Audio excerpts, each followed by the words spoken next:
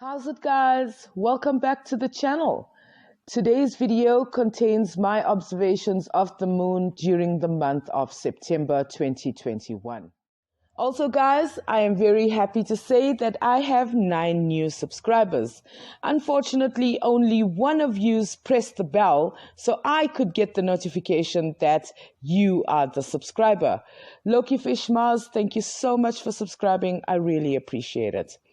To all you others, if you don't press the bell, I won't know who you are and can't thank you personally.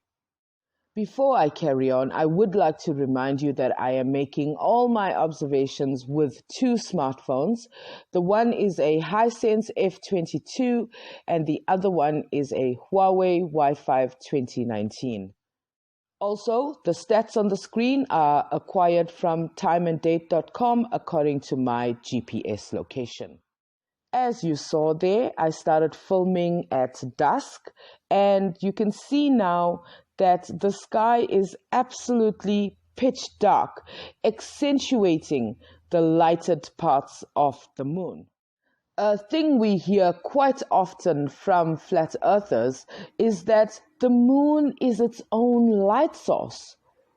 And sure, when we are seeing it like this, it does appear to glow.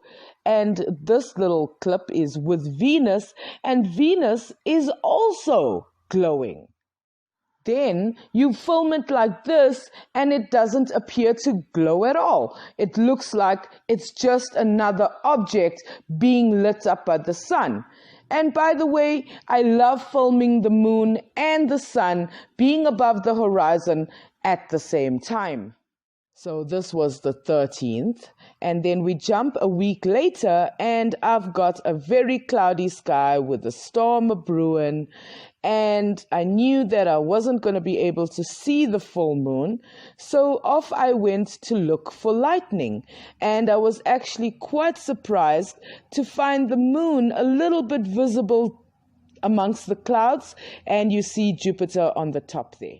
So I was able to get about 15 minutes of live footage with my nighttime camera app, and you see me swinging all over the place because I wanted to see the moon, but I was also looking for lightning. So as you can see, I'm just panning back and forth, up and down to see if I can have the moon and lightning in the same shot. And I think I managed to get 2 shots like that. And since flat earthers love to talk about the moon being in the clouds, I took this opportunity to film the clouds actually devouring the moon. As you can see, I titled the clip that. For extra comparison and context, I added a clip for the 19th of August and I underlined the direction where the moon was, and I also underlined the direction for September. One thing I cannot understand about the flat earth mentality is that they can't think about more than one thing at a time.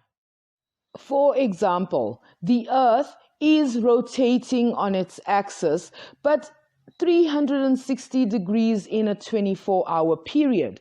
Flat earthers hear the tangential velocity of the Earth and just flip into panic mode because they think the speeds are unfathomable. But speed is relative, and I'm sure the speed of a car going 100 kilometers an hour is unfathomable to an ant. And that's how we may feel about the objects buzzing around the solar system. And flat earthers love to ask, with the sun's massive gravitational attraction, why doesn't it then steal away the moon? But what they don't realize is that that is actually happening. The moon is receding away from the Earth at a rate of about 3 centimeters per year. You know, a flat earther told me that the moon takes 24 hours and 50 minutes to orbit the Earth. But when I did the calculations, I found that not to be correct. Especially if you apply the footage previous to this one where I was filming the moon on the eastern horizon, and this is the following morning on the western horizon. Considering the actual size of the Earth and the velocity of the moon and how many seconds there are in a day, then in one day, the moon would have only traveled 88,128 kilometers.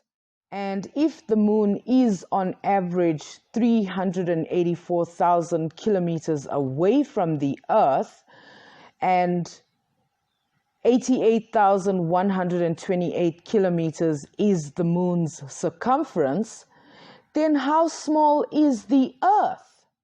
Also, why is the moon rising and setting if everything is supposed to stay above the flat and stationary Earth? All right, guys, it's time for a question.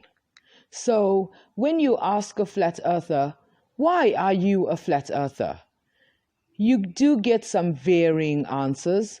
Basically, it's, I don't like the explanation, or they are all lying to us, or there's no cameras in space looking at airplanes going upside down. Or I've actually heard a flat earther say, how do you become a flat earther? Well, you research the globe.